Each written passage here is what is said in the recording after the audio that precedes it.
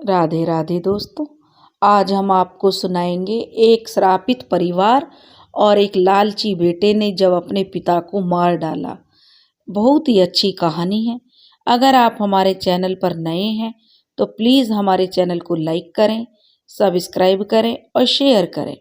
बहुत समय पहले की बात है। एक गांव में पति पत्नी अपने 20 साल के बेटे के साथ रहते थे। जो मुखिया था घर का, उसका नाम हरि सिंह था।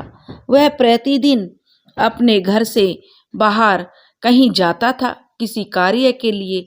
यह उसका नियम था। आज हरिशंकर थोड़ा लेट हो रहा था, इसलिए वह बड़बड़ाता हुआ उठा कि कल से रामू की माँ को जल्दी जगाया करूंगा। और हरिशंकर नहा धोकर पौ फटने से पहले ही जो घर से निकल गया था, क्योंकि चिड़ियों की चहचहाट शुरू हो गई थी। लेकिन गांव के लोग अभी भी सोए पड़े थे। वे अपने दैनिक क्रियाकलापों में अभी नहीं लगे थे। हरिशंकर नहा धोकर अपने घर से निकल गया। वह बाग बगीचे पगडंडियां और खेतों को पार करता हुआ अपने निश्चित स्थान तक पहुंच गया था। वहां पहुंचकर उसने एक राहत भरी सांस ली थी कि चलो, समय से रहते हुए पहुंच गया। हरिशंकर ने अपने चारों तरफ देखा कि कोई उसे देख तो नहीं रहा। हालांकि अंधेरे में कुछ स्पष्ट नहीं दिख रहा था, फिर भी उसने सोचा कि उसे कोई नहीं देख रहा है। उसे अपने अलावा वहां कोई दिखाई नहीं दिया। हरिशंकर के हाथ में एक मिट्टी की हांडी थी। उसे अपने जो उसने साथ में लेकर आया था और अपने सामने खड़े एक विशाल वृक्ष जो कि बरगद का था उसके पास रख दिया और अपने दोनों हाथ जोड़कर बहुत ही विनम्रता से खड़े होकर उसने अपनी आंखों को बंद कर लिया। और प्रतिदिन की भांति आज भी मैं समय पर आ गया हूँ, हरिशंकर अपने आप बोल रहा था। आपकी रात कैसे बीती? सब ठीक तो था? हरिशंकर ऐसे बोल रहा था कि मानो वह किसी से बातें कर रहा हो। लेकिन हरिशंकर के अलावा वहां कोई दूसरा व्यक्ति दिखाई नहीं दे रहा था। तो हरिशंकर किससे बात कर रहा था? क्या वृक्ष भी बात करते हैं? क्या वृक्ष भी बातें सुनते हैं?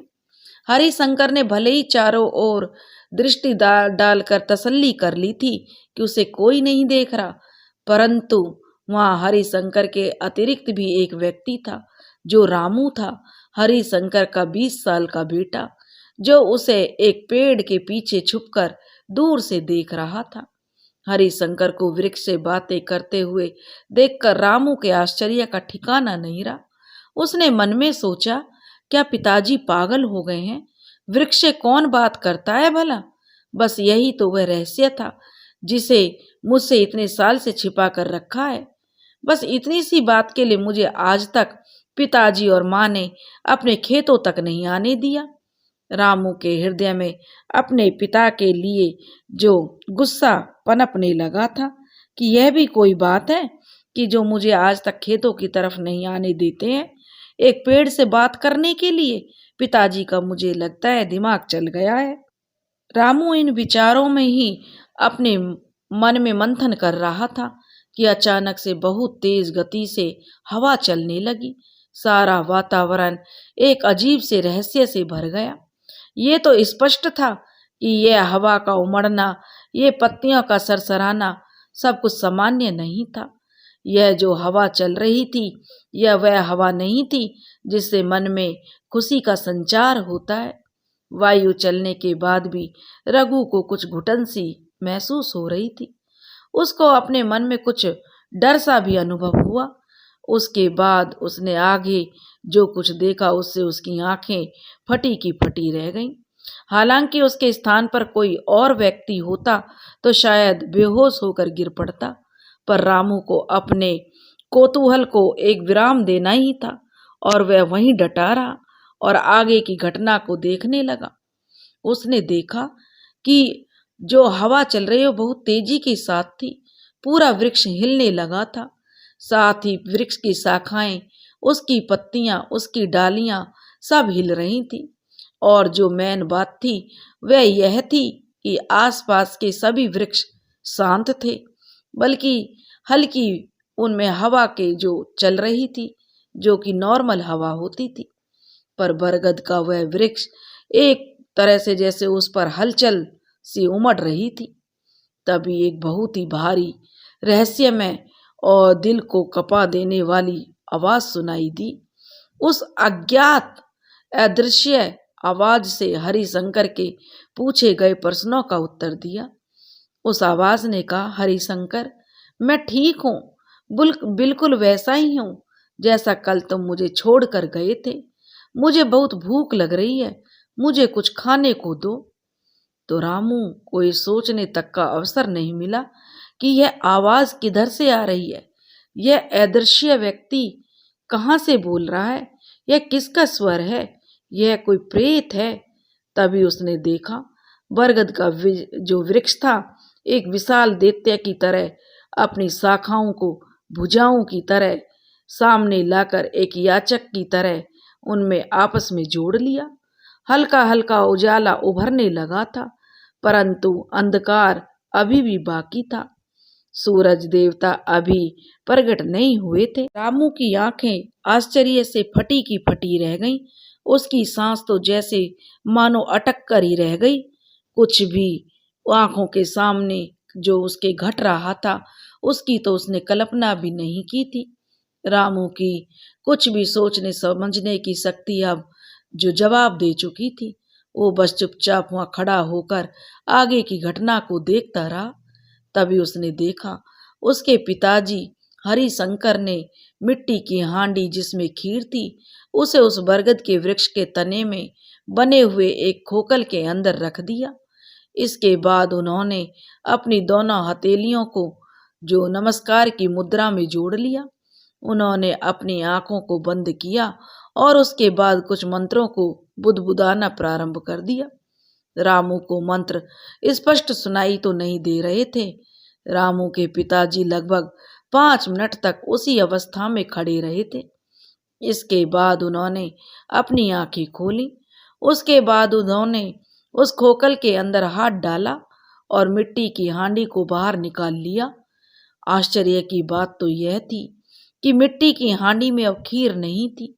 ऐसा लग रहा था कि किसी ने बहुत ही स्वाद लेकर चाट चाट कर खीर खा ली हो।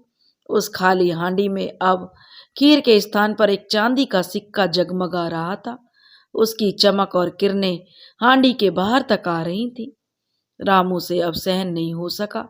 उसने एक हाथ अपने कलेजे पर रखा कि जैसे उसका दिल डूबता जा रहा था। दूसरे हाथ से उसने अपना मुंह बंद कर लिया। उसे भय था कि कहीं उसके मुंह से चीख ना निकल जाए। भय और आश्चर्य से रामू घबराहट में पीछे हटने लगा। वह तेजी से पीछे हटते हुए जा रहा था कि उसके पैर में किसी पत्थर के टकराने से वह गिर पड़ा और उसके गिरते उसके मुंह से आवाज निकल गई। तभी हरिशंकर की चेतना भंग हो गई। उसने पीछे मुड़कर देखा तो उसने देखा उसका पुत्र मिट्टी में गिरा पड़ा हुआ उसकी तरफ देख रहा था। अपने पुत्र को वहां देखकर हरिशंकर की हैरानी से आंखें फैल गईं, क्योंकि अब थोड़ा उजाला भी फैल चुका था। हरिशंकर और रामू के बीच पर्याप्त दूरी थी, परंतु एक पिता ने अपने पुत्र को पहचान लिया था। हरिशंकर ने जमीन पर पड़े अपने पुत्र को हल्के अंधेरे में भी पहचान लिया था। उसे यूं लगा कि जैसे उस पर किसी की कुदृष्टि पड़ गई है। वह वहीं से गुस्सा होकर चिल्लाया, रामू, यह तुमने क्या किया? रामू अपने बचपन से ही देखता चला आ रहा था। पिताजी सुबह तड़के उठ जाते थे, फिर पास में सोई हुई माँ को जगाते थे। दोनों ही बहुत ही धीमी आवाज में बातचीत करते थे, या फिर कुछ खटपट होने की आहट से रामू की नींद खुल जाती थी। कभी कभी रामू उठता पर नींद के प्रभाव में सो जाता था, तो कभी कभी ऐसा भी हुआ कि वह चारपाई पर पड़े पड़े देखता रहता था। माँ उठने के बाद हाथ मुंह धोकर चूल्हा सुलगाने लगती थी।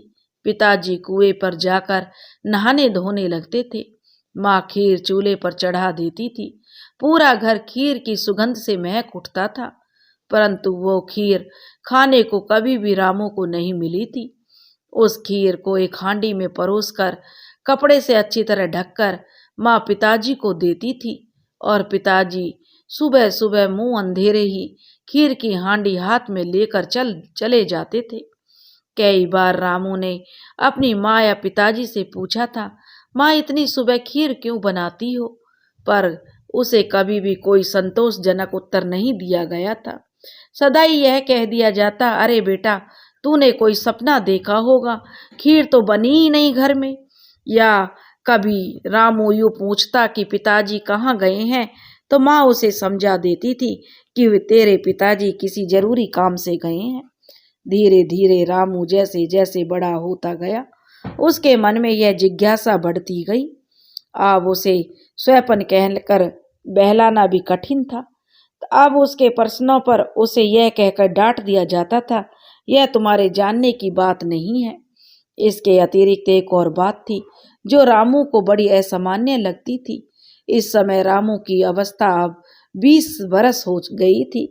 इन 20 वर्षों को उसे एक बार भी कभी भी अपने खेतों की ओर जाने नहीं दिया जाता था।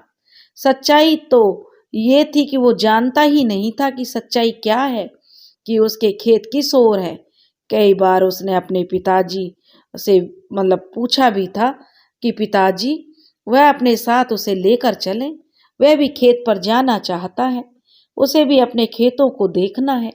लेकिन हमेशा उसके पिताजी यह कहकर टाल दिया करते थे कि अभी समय नहीं आया है, जब उचित समय आएगा तब वो स्वयं उसे लेकर खेतों पर जाएंगे। 20 बरस की आयु वाले युवक को मात्र शब्दों से बहलाना बहुत ही कठिन है। कठिन ही नहीं, असंभव है।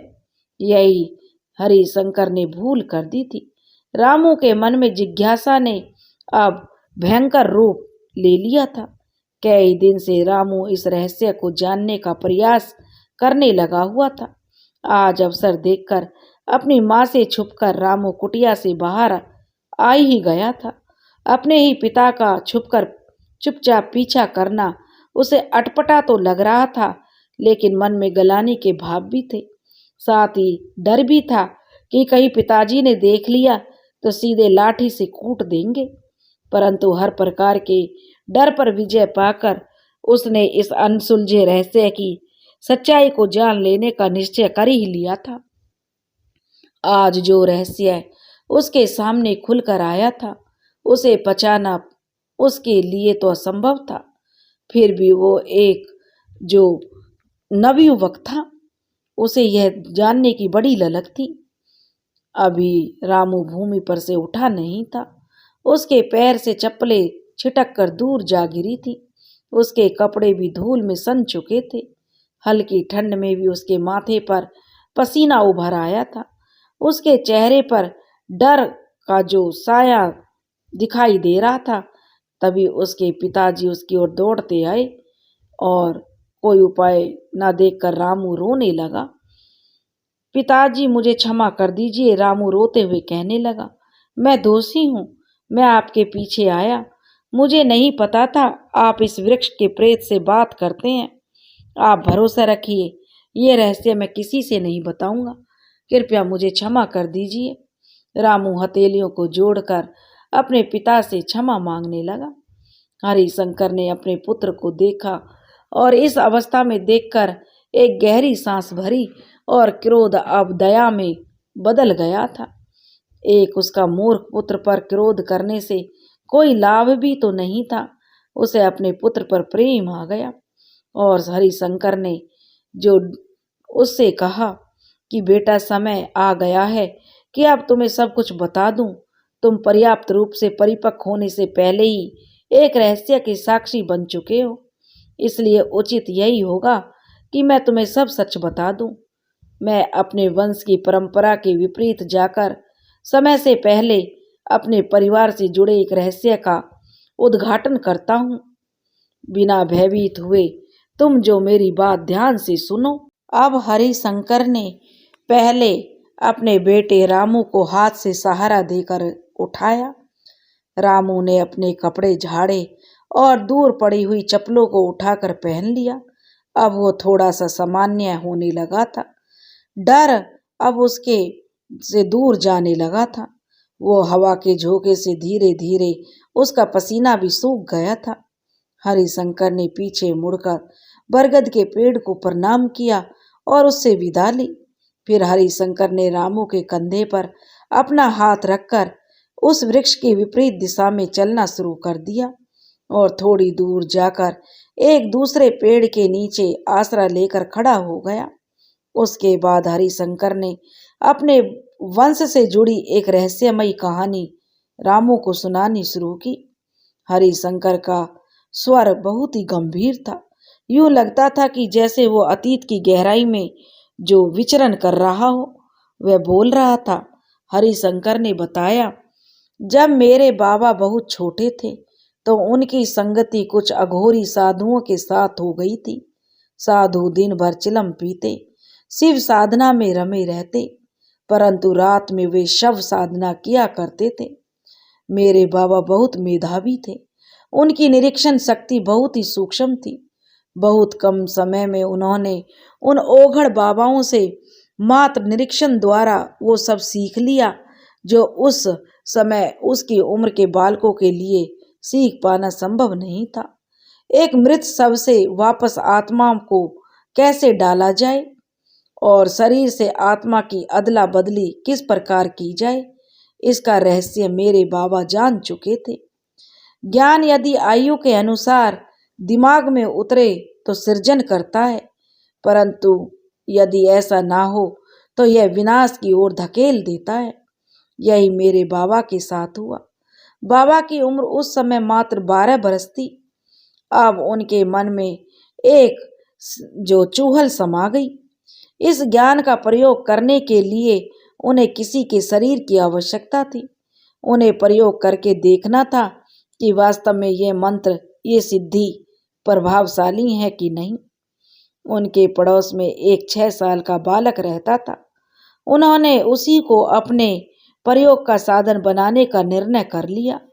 एक दिन मेरे बाबा मौका पाकर उस बालक को बहला फुसलाकर अपने साथ खेत में ले गए। उन्होंने उसे बरगद के वृक्ष से बांध दिया। बच्चा रोने लगा और इस भय से कि कहीं कोई आ ना जाए तो मेरे बाबा ने उसके सर पर एक लकड़ी का कुंदा मारकर उसे मूर्छित कर दिया।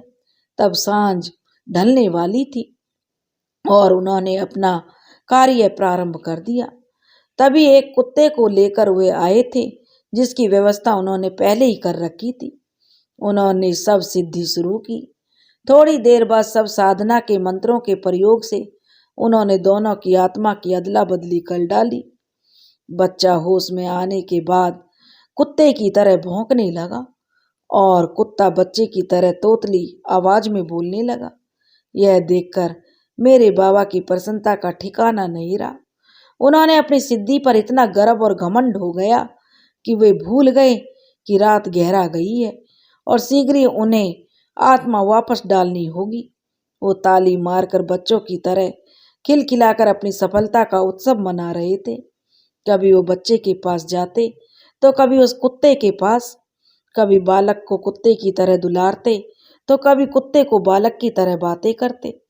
दोनों आत्माएं नए शरीर को पाकर असंतुष्ट थीं। दोनों अजीब ही स्वर में रो रहे थे।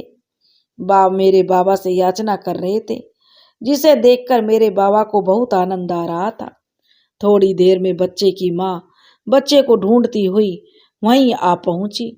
वहां पहुंचकर उसने जो दृश्य देखा, उसे देखकर उसे चक्कर आ गया, क्योंकि उसका बच्चा माँ को देखकर भौंक रहा था और जो कुत्ता था वह माँ को देखकर माँ माँ पुकार कर उससे लिपट रहा था। यह देखकर उस बच्चे की माँ ने चीख पुकार मचा दी।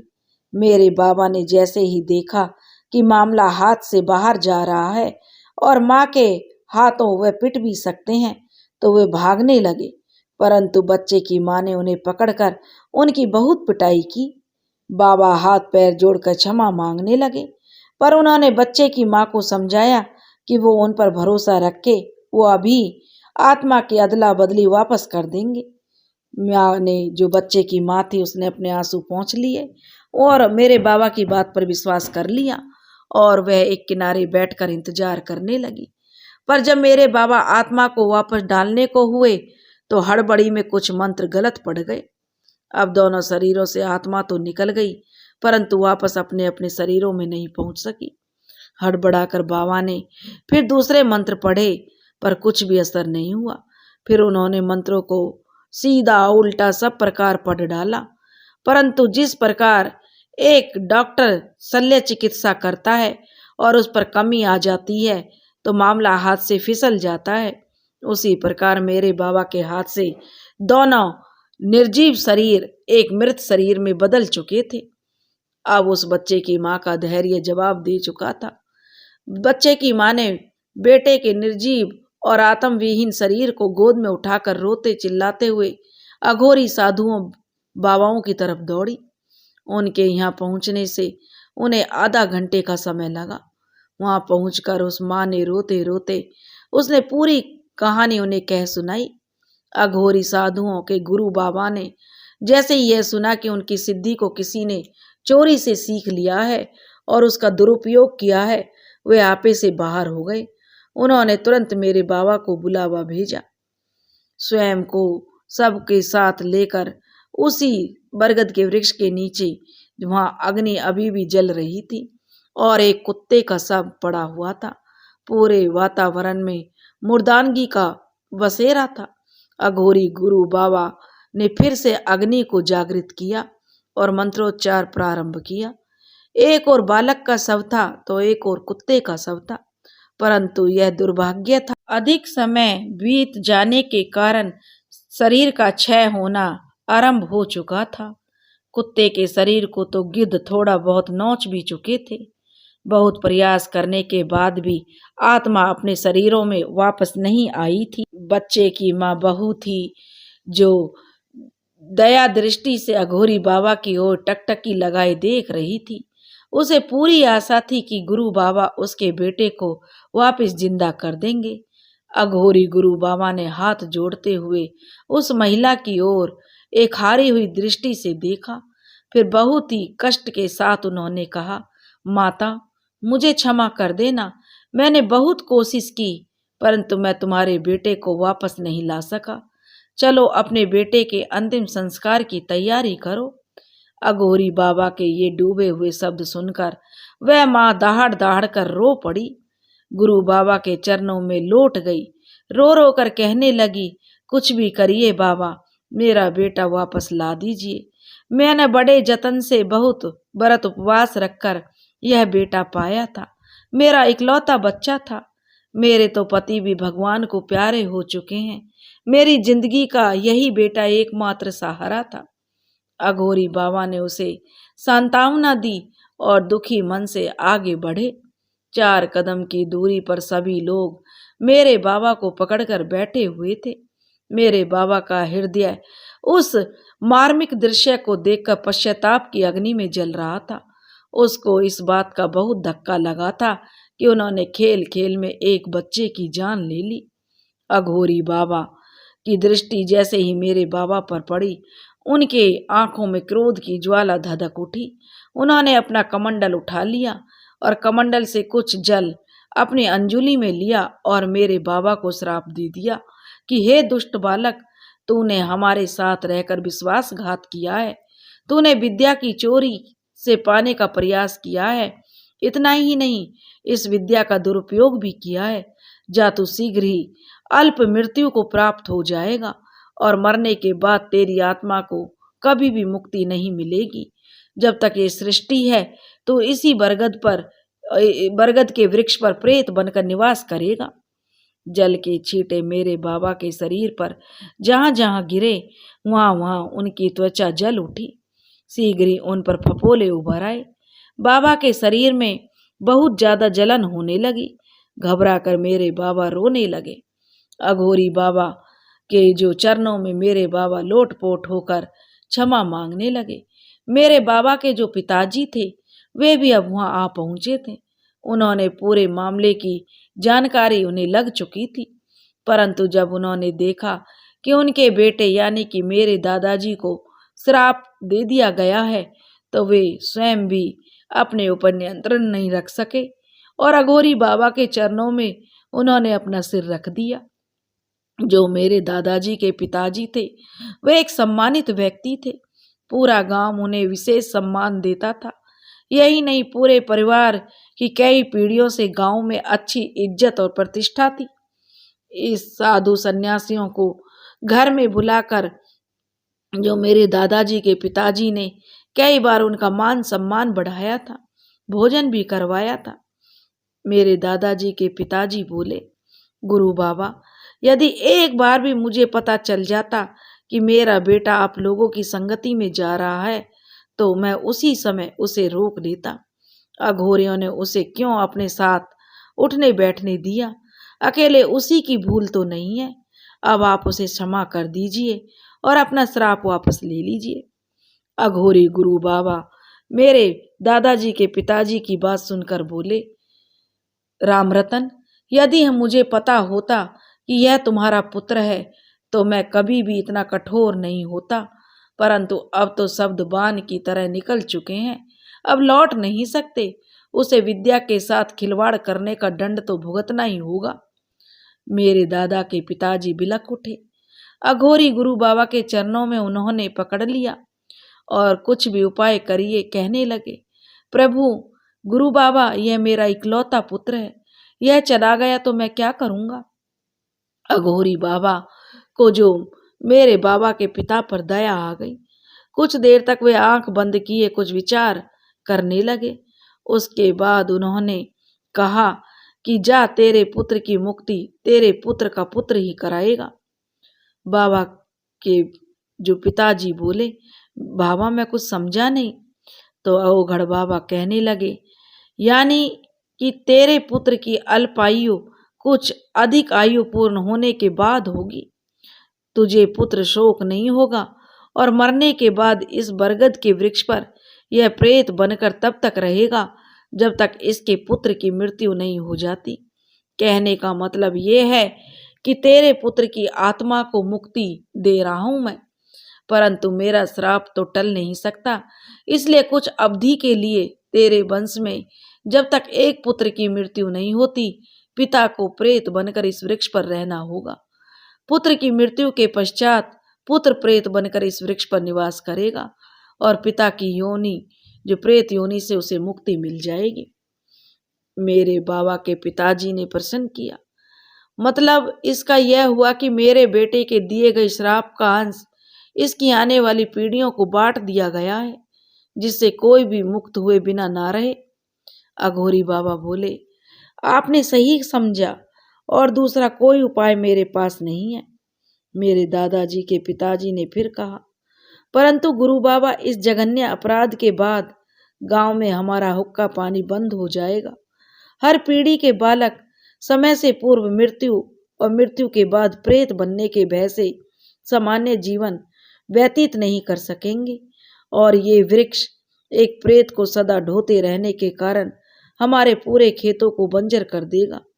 पिताजी, दादाजी के जो पिताजी थे, फूट फूट कर रोने लगे। हमारा तो सर्वनाश निश्चित है गुरुदेव।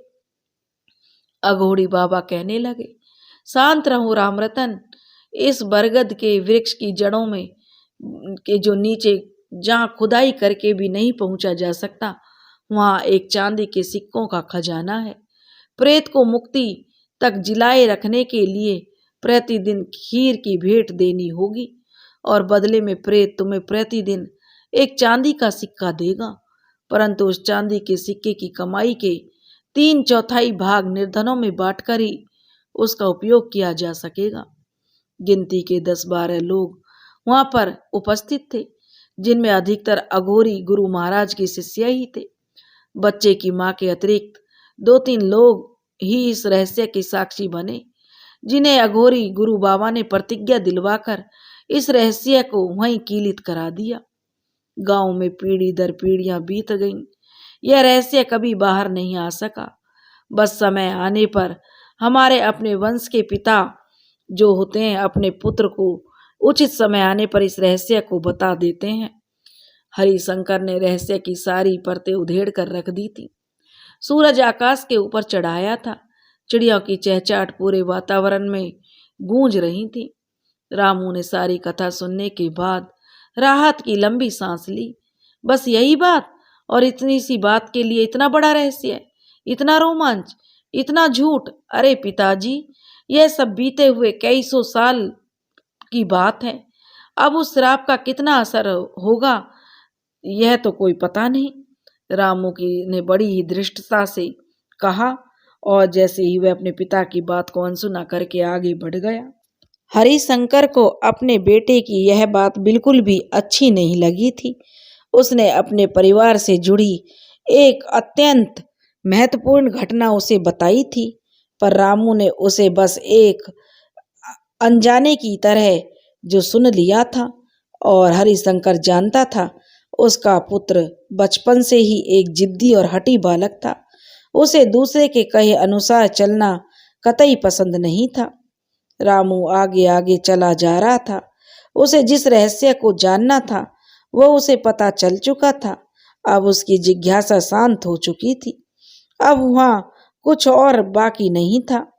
हरिशंकर ने पीछे से उसे पुकारा, रामू रुक जरा, साथ साथ चलते हैं।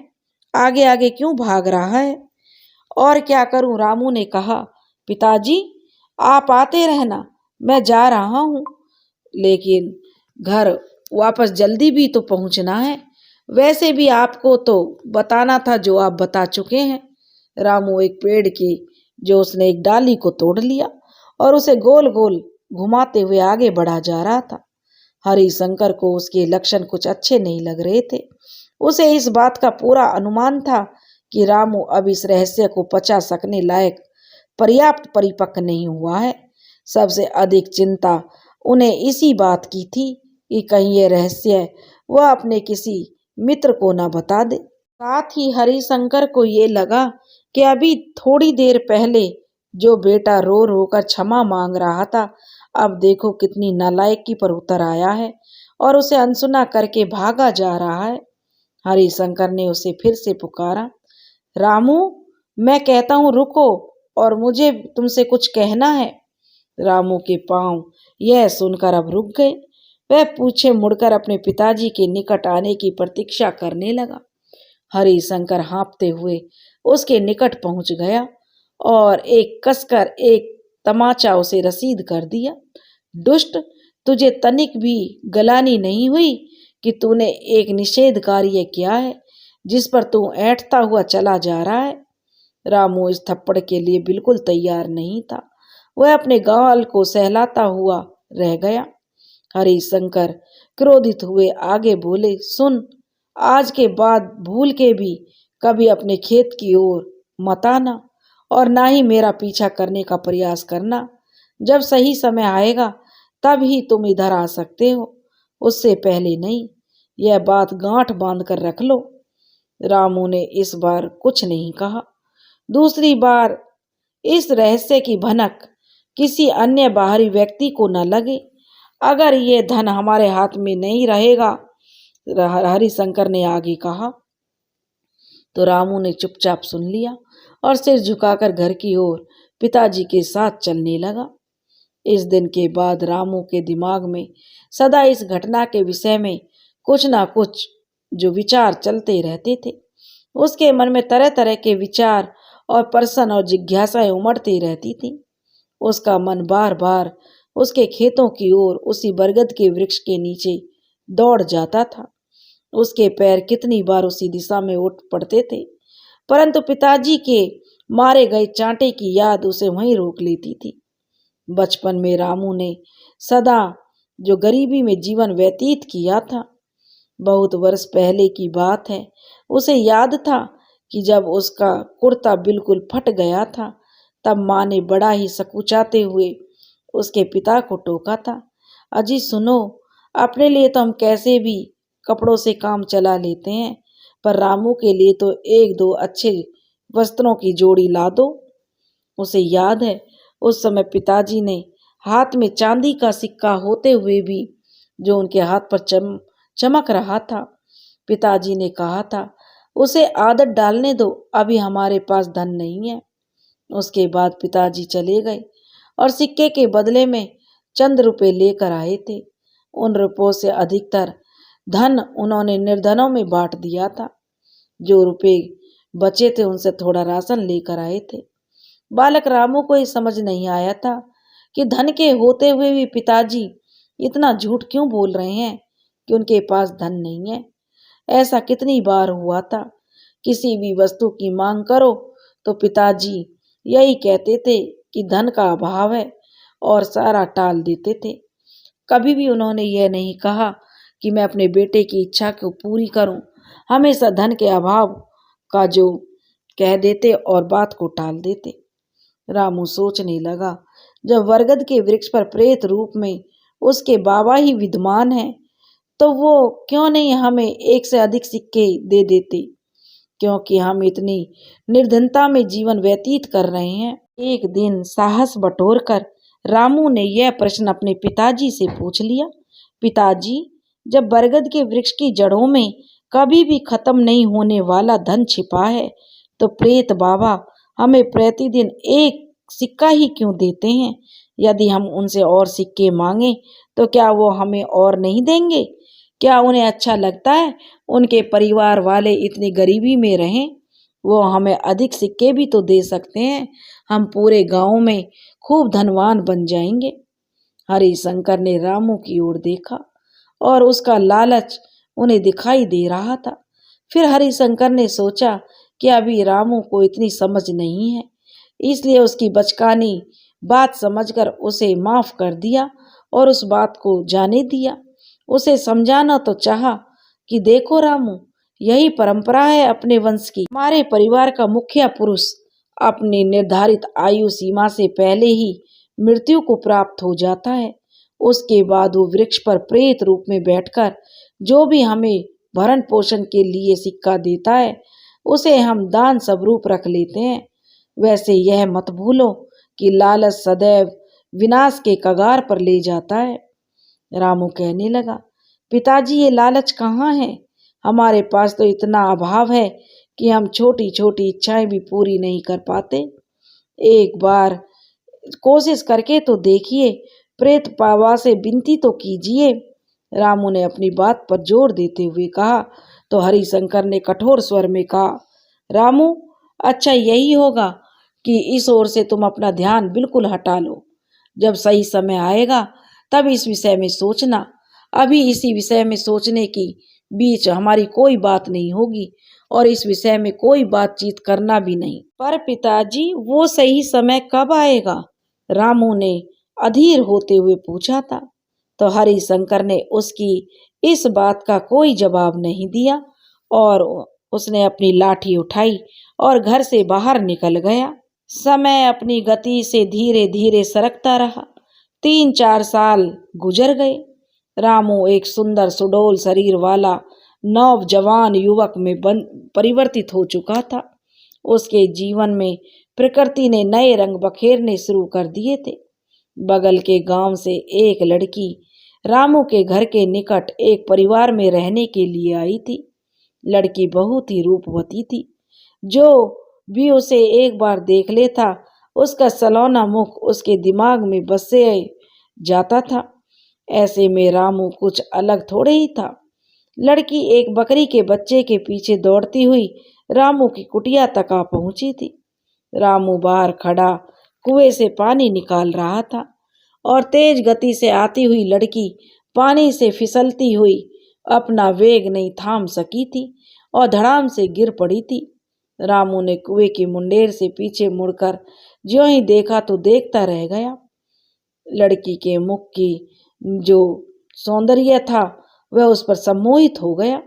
लड़की अपने आप को संभालते हुए उठी। उसने रामू की ओर देखा और बड़बड़ाते हुए बोली, बड़े ही विचित्र हो आप, अपना हाथ तक नहीं बढ़ाया मुझे उठाने के लिए। ना जाने कैसे लोग हैं इस गांव के। इतना सुनकर लड़की वहां से चली गई। रामू की चेतना उसके जाने के बाद वापस आई। जब मामला समझ में आया तो स्वयं पर ही उसे बड़ी गलानी हुई। लड़की के पीछे पीछे वह दौड़ा और उसे पुकारा, सुनिए, मुझे क्षमा कर दीजिए। वह बात कुछ और यह है कि वह कुछ कहता उससे पहले ही उस लड़की ने पीछे मुड़कर उसे तरेर कर देखा। इसके पहले कि वह उसकी बात का कोई उत्तर देती, अंदर से किसी ने पुकारा, अरे ओ चंचल, चंचल कहाँ हो तुम? तो चंचल कहने लगी, कहीं नहीं मौसी, यहीं हूँ। बकरी का बच्चा भाग गया था, बस उसे पकड़ने गई थी। लड़की ने उत्तर दिया और अंदर चली गई, क्योंकि उस लड़की का नाम चंचल था। चंचल कितना सुंदर नाम है, रामू ने मन ही मन में सोचा, और दिन भर उसका मन चंचल होकर उसी लड़की के पीछे भागता रहा। अब सुबह से रामू अपने घर के बाहर डोलने लगता। जैसे ही चंचल की एक झलक उसे मिल जाती, मानो उसे तृप्ति प्राप्त हो जाती। चंचल ने उसके मन को बांध दिया था। चंचल आरंभ में तो उसे अपरिचित दृष्टि से देखती थी, पर बाद में उसकी ओर उसकी निगाहें टंगी रहती और वह भी मंत्र मुग्ध वाली दृष्टि की आदी हो गई थी। रामू हर रात को अपनी चारपाई पर पड़ा सोचता था, कल सुबह अपने दिल का हाल चंचल के सामने खोल कर रख देगा। अब ये दूर दूर से देखना और मुस्कुराते रहना सहन नहीं होता। ना मालूम क्या आकर्षण था जो उसे चंचल की ओर खींचे ले जा रहा था, परंतु सुबह होते ही रामू का साहस जवाब दे जाता। वह उससे कुछ भी नहीं कह पाता था। एक दिन दोपहर की बात है, रामू की पड़ोसन चंचल की मौसी की लड़की जो अपने हाथ में एक पर्ची थाम कर लाई, और जब उसने पर्ची को खोला तो रामू को दे गई, और उसमें लिखा था, थोड़ी देर में तालाब के किनारे मिलो। रामू कुछ अचंभित सा और कुछ आनंद सा उसे उस पर्ची को पढ़कर हुआ। वह आनंद में चलता फिरता तालाब के किनारे जा पहुंचा। वहां देखा कि चंचल एक बहुत ही सुंदर सी धोती पहने हुए जल में अपनी परछाई को देखते हुए खड़ी थी।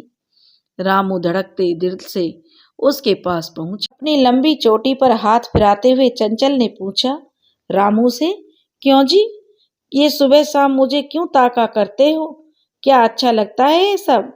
उसने यही पूछा था कि उसकी जो चंचल की मौसी की लड़की थी रानी, वह भी कहने लगी, कितनी बार पूछ चुकी हूं तुम दोनों से, तुम्हारे बीच क्या चल रहा है? अब रामू थोड़ा सकपक आ गया और पसीने में नहा गया, जैसे किसी ने उसकी चोरी पकड़ ली हो। चंचल एक जो उन्मुक्त ठहाका सा लगाकर हंस पड़ी। मैं तो तुम्हें बड़ा शेर समझती थी, तुम तो एकदम से उसी बकरी के बच्चे की तरह मिमिया रहे हो जो उस दिन तुम्हारे घर भाग कर आ गया था। रामू मुस्कुरा दिया। चंचल ने उसका हाथ थाम लिया और लजाते हुए बोली, मुझे भी तुम पसंद हो। रामू के तो खुशी का ठिकाना नहीं रहा। जिसके विचारों ने उसे दिन रात परेशान कर रखा था, उसने भी उसके मन को पढ़ लिया था। पढ़ के ही नहीं लिया था, बल्कि उसके अनकहे प्रेम को स्वीकार कर लिया था। रामू ने उसके माथे को चूम लिया और कहा, चंचल लजाकर वहां से भाग गई। दोनों ने अपने अपने घर में ढके छुपे शब्दों में अपने मन की बात कह दी थी। दोनों के परिवारों की आर्थिक स्थिति में जमीन आसमान का अंतर था, फिर भी विवाह प्रस्ताव को मंजूरी मिल गई थी। चंचल के परिवार की आर्थिक स्थिति रामू के परिवार की आर्थिक स्थिति से ज्यादा अच्छी थी। विवाह के दूसरे दिन ही चंचल का ध्यान गया कि सुबह सुबह उसकी सास खीर बनाती है और उसके ससुर हरिशंकर सुबह सुबह एक मिट्टी की हांडी कहीं से लेकर जाते हैं। उसने रामू से पूछा, ये पिताजी इतनी सुबह सुबह कहाँ जा रहे हैं? रामू ने चंचल की बात को गोल मोल उत्तर दे दिया, कहीं जा रहे होंगे किसी आवश्यक कार्य से, मुझे पता नहीं है। चंचल के मन को संतुष्टि नहीं मिली। उस समय उसने उस बात को जाने दिया, किंतु कितने दिन जिज्ञासा को दबाया जा सकता था। चंचल ने अपनी सास और ससुर से वही प्रश्न दोहराया, किंतु उसे किसी ने भी संतोषजनक उत्तर नहीं मिला। अंत में अनेकों बार पूछने पर रामू को अपने परिवार का विचित्र रहस्य चंचल को बताना पड़ा। उसे बताए बिना कोई और चारा भी नहीं था। अब वो इस घर की बहू बन चुकी थी।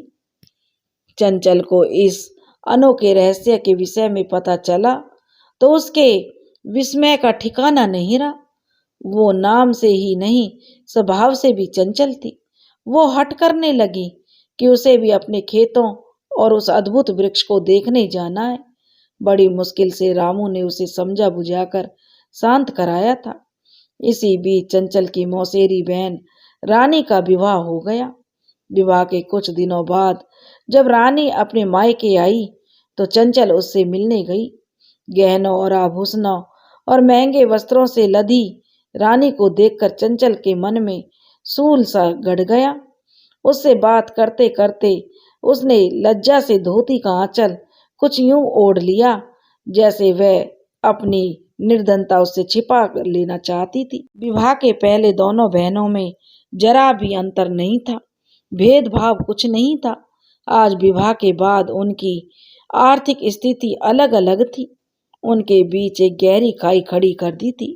रानी को अपने दम्भ और नई नवेली खुशियों के बीच हंस हंस कर बातें करते हुए चंचल को जो उसके आगे छोटा महसूस कर रही थी।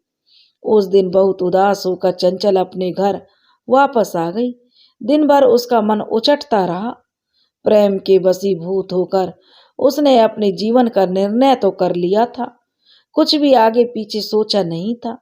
यह भी नहीं सोचा था कि यह निर्धन ब्राह्मण का परिवार उसे वो सब सुख वैभव नहीं दे सकता जिसकी उसे अपेक्षाएं थी।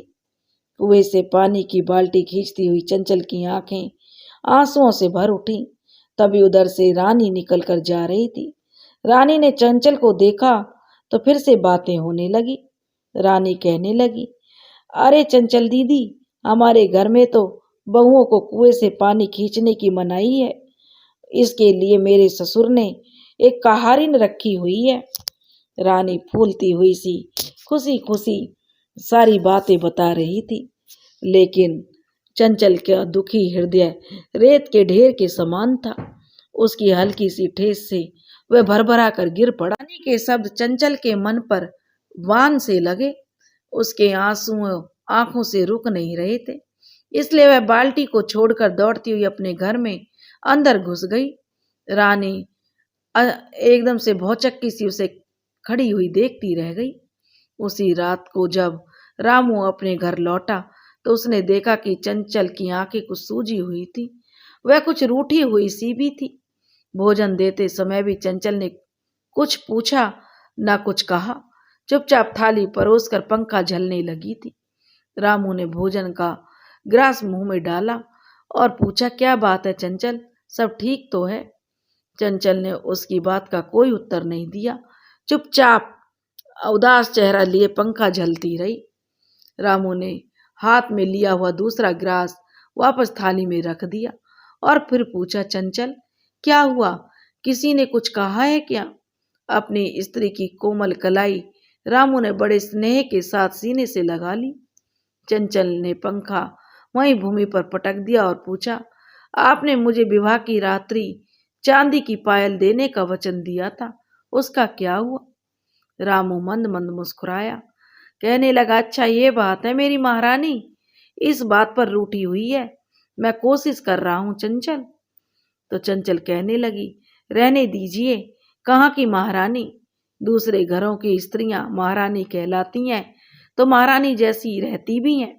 मुझे आप पुकारते तो महारानी है, परंतु मेरी हैसियत एक कहारिन से अधिक नहीं है। चंचल ने बहुत ही क्रोधित भरे स्वर में अपने दिल की सारी जो करवाहट निकाल दी थी। चंचल, रामू कहने लगा, यह क्या कह रही हो? तुम हमारी आर्थिक स्थिति पहले से जानती थी? रामू ने उसे बताया। तो चंचल फूट फूट कर रोने लगी, कहने लगी, जानती तो थी सब कुछ, पर यह नहीं जानती थी कि यहाँ ब्याहने के बाद पाई पाई को तरस जाऊंगी। औरों के घरों की स्त्रियां सोने से लदी रहती हैं और एक मैं हूं जो एक चांदी की पायल को भी तरस रही हूं, वो भी जब मेरा ससुर रोज एक चांदी का सिक्का लेकर आता है। रोती हुई पत्नी के आंसुओं ने, कहते हैं ना कि कठोर से कठोर पति के हृदय को भी जो द्रवित कर देती है, पिघला देती है। रामू ने अपनी पत्नी की स्थिति सहन नहीं हो रही थी। उसका इस तरह से रोना उसे जो विचलित कर रहा था, वो सब कुछ जो उसने अपने हृदय में 5 वर्ष पहले दबा लिया था, अब हल्की सी आंच पाकर पुनः जागृत हो गया था। अपने पिता के सिद्धांतों के प्रति रामू के मन में क्रोध था। उसके क्रोध ने जन्म ले लिया था। रामू ने अपनी पत्नी को बताया कि उसने कई बार पिताजी से कहा है कि बरगद के वृक्ष पर विराजमान प्रेत बाबा से और अधिक चांदी के सिक्कों के लिए प्रार्थना करो, परंतु पिताजी ने सदैव कुछ न कुछ तर्क देकर मेरा मुंह बंद कर दिया। रामू अपनी रोती हुई पत्नी को किसी प्रकार सांत्वना दी और उस रात्रि का किसी प्रकार समापन हुआ। दूसरे दिन सुबह उठते ही रामू अपने पिता शंकर के पास पहुंचा। शंकर सुबह प्रेत बाबा को खीर अर्पित करके अभी अभी लौटा था। वे कुएं से जल निकालकर हाथ मुंह धोने में लगा हुआ था। रामू ने कहा, पिताजी, हम कब तक इस गरीबी में जीवन यापन करते रहेंगे? हमारे खेत बंजर हैं, आय का कोई दूसरा साधन नहीं है। जो छोटा मोटा कार्य हम करते हैं उससे कोई भी धन लाभ नहीं होता है। आप कुछ इसका उपाय क्यों नहीं सोचते? रामू ने बिना जो इधर उधर की करे सीधी बात अपने पिता से कह दी थी। हरिशंकर ने हाथ मुंह धोकर गमछे से पोंछते हुए कहा, क्या बात हुई रामू? अचानक ये प्रश्न कहाँ से आ गया तुम्हारे दिमाग में? रामू क्रोध में भरे स्वर में बोला, पिताजी, अभी तक मैं और माँ आपके कहे पर चलते रहे। हमारी कोई ज्यादा इच्छाएं नहीं थी, परंतु मैं अपनी पत्नी को ऐसी गरीबी अवस्था में नहीं देख सकता। कल मैं आपके साथ चलूंगा और स्वयं प्रेत बाबा से विनती करूंगा। रामू, हरिशंकर ने कहा, वंश की परंपरा को तुम नहीं तोड़ सकते। वैसे भी हमारा परिवार एक श्राप झेल रहा है। मैं नहीं चाहता कि आगे कोई विनाश हमें सदा के लिए मिटा दे। मैंने कहा है ना, उचित समय आने पर मैं तुम्हें। अभी हरिशंकर की बात भी पूरी नहीं हुई थी, तभी रामू झल्ला उठा। उचित घड़ी, उचित समय। पिछले 5 वर्षों से मैं यही सब सुनता तो आ रहा हूं। मैं पूछता हूं, कब आएगा उचित समय? रामू ने क्रोध में आकर पास में रखे हुए बर्तन भांडों में लात मार दी। सारे बर्तन इधर उधर बिखर गए। हरिशंकर अपनी आयु और शक्ति छिन्न होते हुए स्पष्ट देख रहा था। वह देख रहा था कि उसका युवा पुत्र का जो परिवार की ओर, परिवार के वृक्ष की लगाम अपने हाथ में लेने के लिए वह उतावला है। तो हरिशंकर के कंधे झूल गए। वह बहुत दुखी में भर गया और चारपाई पर बैठ गया। उसने अपने दोनों हाथों से अपना सिर थाम लिया। सिर नीचे झुकाए हुए वह बोला, रामू, उचित घड़ी वह है मेरे पुत्र जब तू मेरा अंतिम संस्कार करके आएगा। जब मेरा अंतिम संस्कार हो जाएगा तभी तू इस परंपरा को आगे बढ़ाएगा। पिता को इस तरीके से उदास और मायूस देखकर रामू वहां से चला गया। अब ऐसी स्थिति में आगे क्या बात की जा सकती थी, परंतु वह अपने अंदर बरसों से सुलगती हुई चिंगारियों को बुझा नहीं सका। कई दिन तक रामू ने अपने इस नए ज्वर को दबा कर रखा।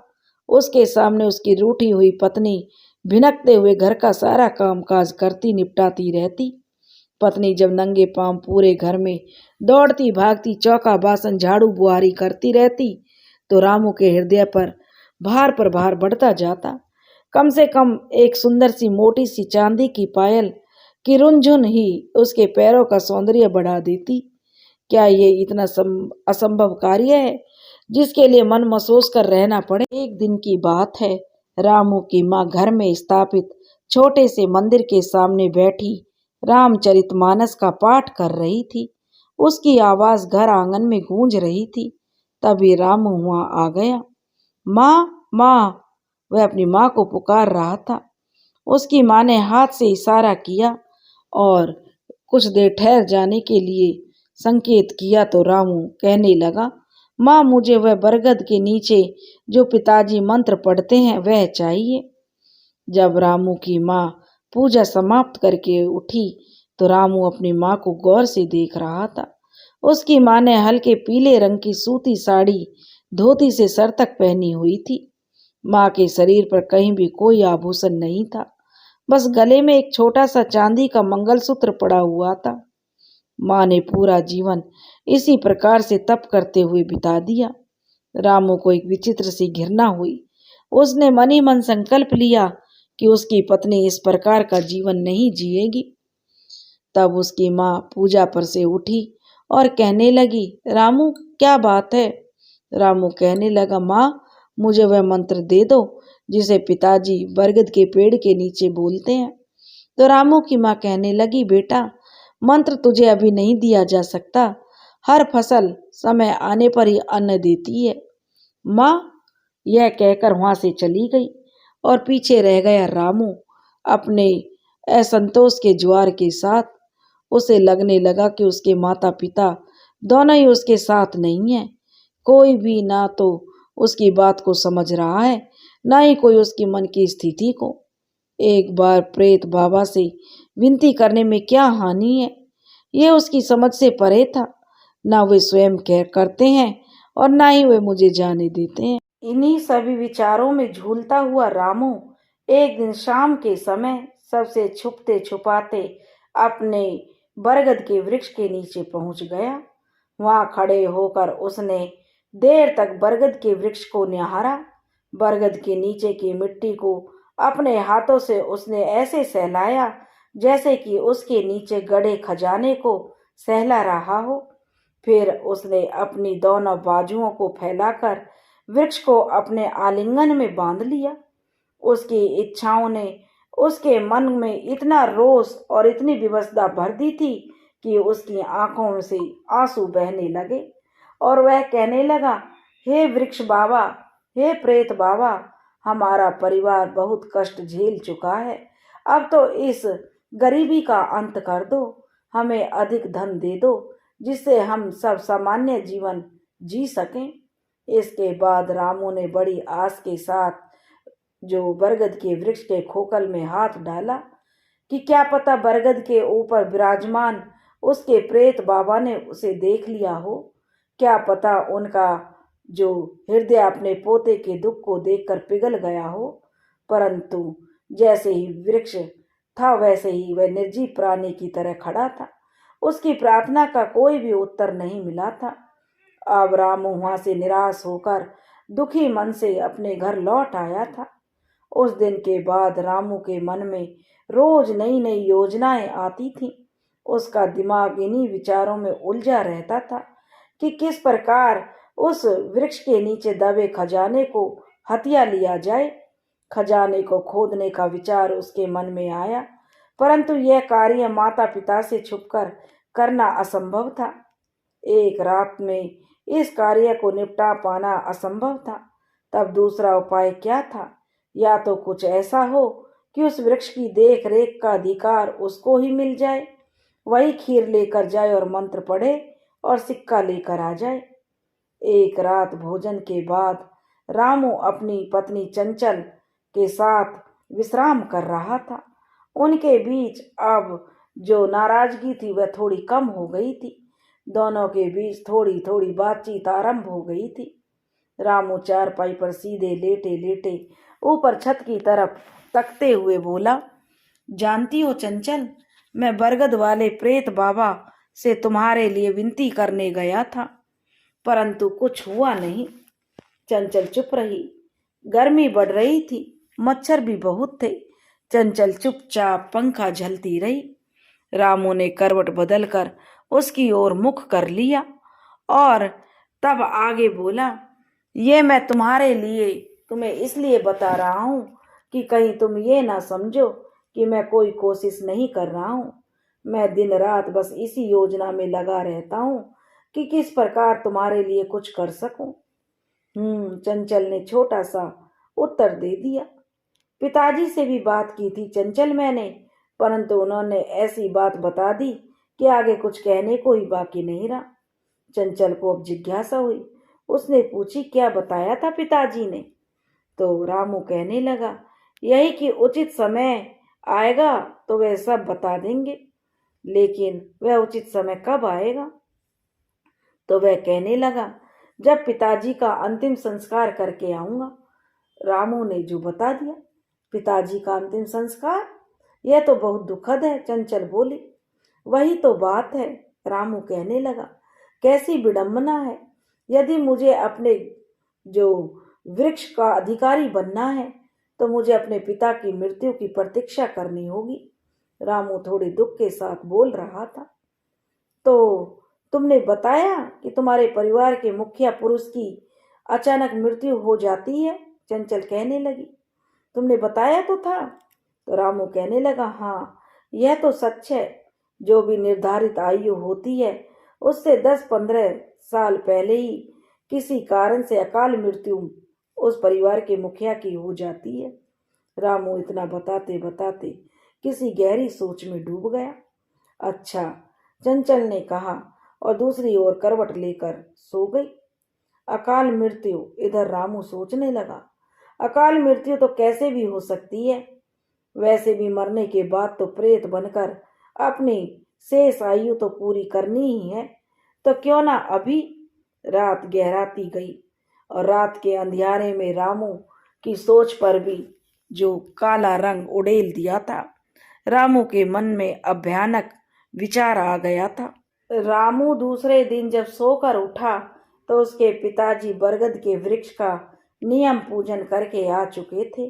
वो इस समय प्रतिदिन नियम के अनुसार ही हाथ मुंह धो रहे थे। रामू ने उन्हें दूर से देखा। उनसे कुछ कहने सुनने का तो उसके पास साहस ही नहीं था।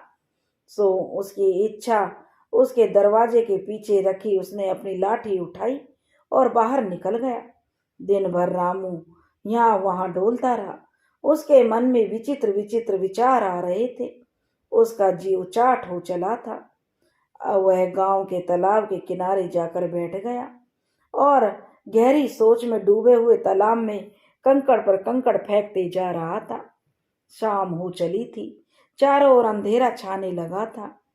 बेर गोधूली की बेला में सभी पशु पक्षी गाय मवेशी सब अपने ठिकानों पर वापस जा रहे थे। रामू भी अपनी लाठी लिए वापस घर लौट आया था। उसकी पत्नी उसका इंतजार कर रही थी। उसे देखते ही उसकी पत्नी ने कहा, कहाँ चले गए थे तुम? दिन में भोजन भी नहीं किया, ठीक तो हो? रामू ने कहा, हाँ भोजन लगाओ। रात्रि का भोजन निपटाकर रामू अपनी चारपाई पर लेटने चला गया। थोड़ी देर बाद उसकी पत्नी भी सब कार्य निपटाकर उसकी बगल वाली चारपाई पर लेट गई। दोनों में कोई बातचीत नहीं हुई। रामू का मन आज उचाट था। वह चंचल से विपरीत दिशा में मुख मोड़कर सोने का बहाना करके पड़ा रहा। थोड़ी देर बाद जो काम की थकान से चंचल भी सो गई। सारे वातावरण में सन्नाटा सा छा गया। कभी कभी किसी कुत्ते के भौंकने के स्वर या झिंगुरों की आवाज जो उस अंधकार में जो उसकी जो शांति थी उसको भंग कर रही थी। रात अपने चरम पर पहुंच रही थी। सब लोग सो चुके, परंतु रामू की आंखों में नींद नहीं थी। उसकी नींद उससे आज कोसों दूर थी। गर्मी और उमस का मौसम था तो उस पर रामू के मन में कोई और ही आंधी तूफान चल रहे थे। रामू करवट पर करवटें बदल रहा था। जब रात में जो आधी रात बीत चुकी थी, रामू धीरे से दबे पांव अपनी चारपाई से उठा और धीरे धीरे जो पैर जमाते हुए कमरे से बाहर आ गया। अधिक गर्मी होने के कारण उसके पिता जो हरिशंकर बाहर दल्लान में एक चारपाई पर गहरी नींद सो रहे थे। माँ अंदर के कमरे में सो रही थी। रामू एक कदम सावधानी से भूमि पर धरते हुए एक एक कदम अपने पिता की तरफ बढ़ा रहा था। रात्रि के अंधकार में पिता का चेहरा तो साफ नहीं दिख रहा था, परंतु उनके सफेद स्वच्छ कुर्ते और धोती में उनका पूरा शरीर का जो आभास मिल रहा था। रामू ने कुछ क्षण अपने पिताजी को अपलक देखा, फिर वह उनके ऊपर जो नीचे की ओर झुका। उसने सावधानी पूर्वक अपने पिता के सिर के नीचे से तकिया निकाली। तकिया निकालने में पिताजी की निंद्रा थोड़ी सी भंग हुई। वह थोड़ा सा कुनमुनाए, परंतु इसके आगे रामू ने उन्हें मौका ही नहीं दिया, क्योंकि उन्होंने तकिया लेकर हरिशंकर के चेहरे पर रख दिया और कसाब बढ़ता चला गया। हरिशंकर का शरीर कुछ पलों तक छटपटाता रहा। हल्का सा घुटा घुटा सा स्वर उसके गले से निकल रहा था। परंतु ये उतना तेज नहीं था कि हरिशंकर की पत्नी के कानों तक पहुंच सकता। कुछ ही क्षणों में हरिशंकर की आत्मा ने हरिशंकर के शरीर को छोड़ दिया था। इसके बाद रामू चुपचाप दबे पांव अपने कमरे में वापस आया और धीरे से अपनी चारपाई पर लेट गया। उसके लेटते ही चारपाई की चरमराहट की ध्वनि हुई। उसकी पत्नी ने करवट बदलते हुए नींद में पूछा, कहीं गए थे क्या? तो रामू ने कहा, नहीं नहीं यहीं हूँ, और एक ठंडी सी सांस भरकर सोने का प्रयास करने लगा। उसकी आंख कब लग गई उसे पता ही नहीं चला। सुबह जब माँ की चीखने पुकारने की आवाज उनके कानों में पड़ी तब उसकी नींद टूटी। उसकी पत्नी भी उठ गई थी। उसकी पत्नी ने उसे हिलाया और कहा, जल्दी उठिए, बाहर माँ रो रही है। दोनों दौड़ते हुए बाहर पहुंचे। बाहर देखा तो कि पिताजी चारपाई पर मृत पड़े हैं। माँ उनके पैरों पर झुकी हुई विलाप कर रही थी और कह रही थी, अरे रामू, ये देख क्या हो गया। अच्छे भले तेरे पिताजी रात को सोने को गए थे, ना कुछ कहा और ना ही कोई बात की, और ये देखो क्या हो गया। रामू की माँ पागलों की तरह रोई जा रही थी। उसके कपड़े भी अस्त व्यस्त हो गए थे। चंचल ने उनका आंचल सर पर ओढ़ा दिया और वो भी सास के निकट बैठकर रोने लगी। तो उसकी सास कहने लगी, अरे बहू, प्रतिदिन की तरह तेरे ससुर मुझे सुबह जगाने नहीं आए तो मैंने सोचा ये कैसे हो सकता है। इतने दिन का नियम ये तोड़ दें, ऐसा तो हो ही नहीं सकता। पर जब मैं पहुंची तो देखा कि रामू के पापा और उसकी सिसकियां नहीं रुक रही थी। रामू अधिक देर तक अपने को शांत नहीं रख सका और वह भी फूट फूट कर रोने लगा। चंचल ने आंख उठाकर अपने पति की आंखों में आंखें डालकर अर्थपूर्ण दृष्टि से देखा तो रामू उससे दृष्टि चुराकर पिता की चारपाई के पास नीचे जमीन पर बैठ गया। धीरे धीरे आसपास के लोग इकट्ठा होने लगे। सभी हरिशंकर की मृत्यु पर शोक प्रकट करने लगे। थोड़ी देर में हरिशंकर की अंतिम क्रिया की व्यवस्था की जाने लगी। रामू के मन में मिले जुले भाव थे। अंदर ही अंदर वह थोड़ा दुखी था तो उसका मन कहीं ना कहीं प्रसन्न भी था। लोभ का दैत्य जब मनुष्य के सिर पर चढ़कर बोलता है तो उसकी बुद्धि को हर लेता है। रामू की बुद्धि भी भ्रष्ट हो चुकी थी। उसे प्रतीक्षा थी कि सब क्रियाक्रम शीघ्रता से निपट जाए और वह परिवार की वंश परंपरा का उत्तराधिकारी बनकर लगाम अपने हाथ में ले ले। जब पिता की चिता फूंक कर रामू घर लौटा तो सीधा अपनी माँ के कमरे में गया। माँ धरती पर सफेद धोती पहने आंखें बंद करे उजड़ी हुई सी बैठी थी। आंखों में आंसू की धारा रुकने का नाम नहीं ले रही थी। रामू ने अपनी माँ को झिंझोड़ा, माँ माँ उठो, मुझे बरगद के वृक्ष पर विराजमान प्रेत बाबा को प्रसन्न किए जाने वाला मंत्र दे दो। रामू की माँ ने आंखें खोलकर सामने खड़े हुए रामू को देखा। अभी पिता की मृत्यु के चंद घंटे भी नहीं बीते थे और उसका बेटा अपने स्वार्थ की सिद्धि के लिए उसके पास आ गया था। ये नहीं कि माँ को थोड़ा दिलासा देता या अपनी माँ का थोड़ा दुख बांटता। माँ की आंखों में क्रोध था। उसने गुस्से में उठकर अंदर कमरे में चली गई। उसने कमरे में ताक पर एक छोटी सी पुरानी सी लोहे की एक संदूकची निकाली जिस पर एक छोटा सा ताला लगा हुआ था। उस ताले की चाबी सदा उसके पल्लू में बंधी रहती थी। संदूकची लेकर वह बाहर आ गई।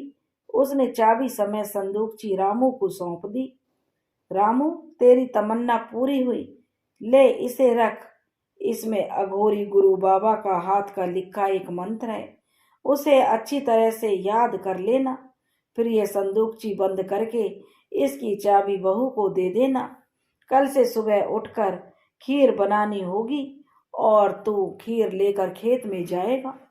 माँ ने उसके हाथ में संदूकची पकड़ाई और बिना कुछ कहे वापस अपने स्थान पर आकर अनमनी सी होकर बैठ गई। रामू ने अपने कमरे में ले जाकर संदूकची खोली। चंचल उसके पास में खड़ी थी। संदूकची में लाल मलमल के कपड़े में लिपटा एक पृष्ठ पत्र रखा था जिस पर लाल स्याही से एक मंत्र लिखा हुआ था। रामू ने उस मंत्र को भली भांति याद कर लिया। फिर संदूकची बंद करके चाबी चंचल के हाथ में दे दी। चंचल ने चाबी अपने आंचल के पल्ले से बांध ली। पीढ़ी बदल गई, परंपरा और श्राप जस का तस वही रहा। रामू के खुशी का कोई ठिकाना नहीं था। आज की रात्रि उसे अपने जीवन की सबसे बड़ी रात्रि लग रही थी। किसी भी तरह उसका समय काटे नहीं कट रहा था। उसकी पूरी रात उसने जगती हुई आंखों में काट गई। उसने सुबह तड़के 4 बजे अपनी पत्नी को जगाया। पत्नी उठी और उठकर हाथ मुंह धोकर खीर बनाने लगी। रामू कुएं पर जाकर पानी खींचकर नहाने लगा। उसके मन में रोमांच की लहरें उठ रही थी। मन ही मन वो अपने मंत्रों को दोहराता जा रहा था। जल्दी जल्दी नहा धोकर रामू कमरे में आया और चंचल ने खीर पका रही थी। रामू उसे देखता हुआ खीर पकने की प्रतीक्षा करता रहा।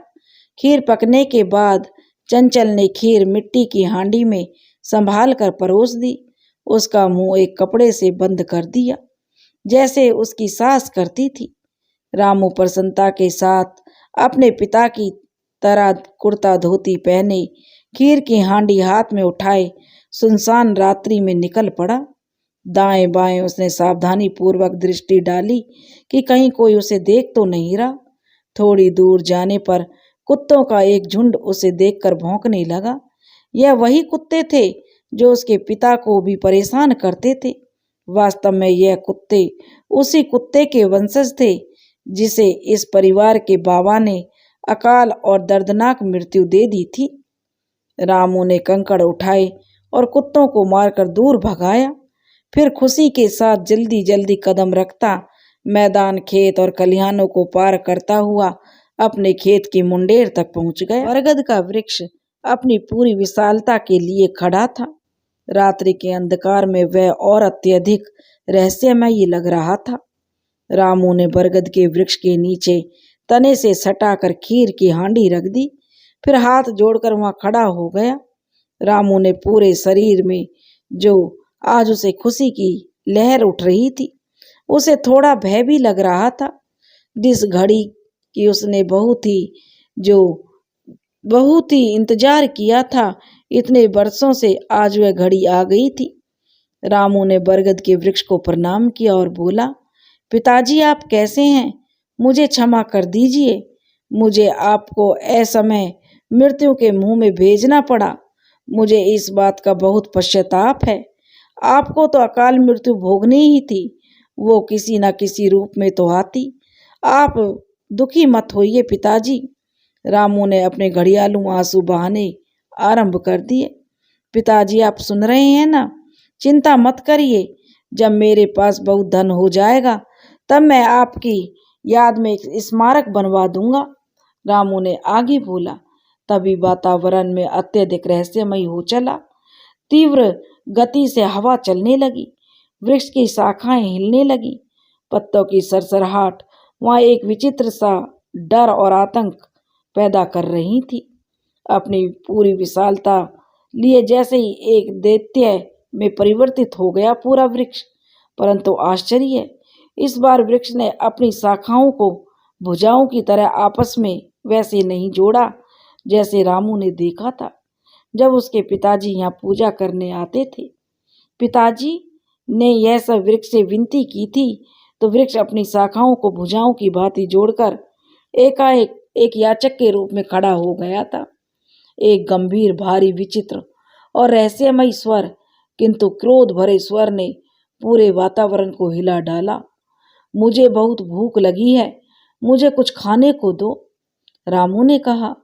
जी पिताजी, अवश्य, खीर हांडी में है।